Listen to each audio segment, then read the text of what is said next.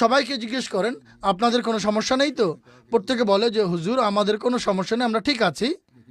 কিন্তু যখন আমার কাছে পৌঁছেন তখন আমি উৎকণ্ঠিত দাঁড়িয়েছিলাম, কেননা আমার বিছানা, আমার খাট দখল করেছিল চৌধুরী শাহাবুদ্দিন সাহেব।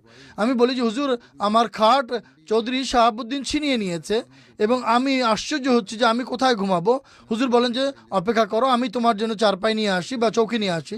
সুতরাং হুজুর ঘরের ভেতরে যান, অনেকক্ষণ পার হয়ে যায় কিন্তু চৌকি আসছিল না। আমি তখন হুজুরের বাড়ির আঙিনা দিয়ে ভিতরে উকি মারি, দেখতে পাই এক ব্যক্তি তাড়াতাড়ি করে চারপাই বুনছে এবং হুজুর তার পাশে বসে আছেন বা প্রদীপ হাতে নিয়ে তার কাছে বসে আছেন এবং তাকে আলো দিচ্ছেন।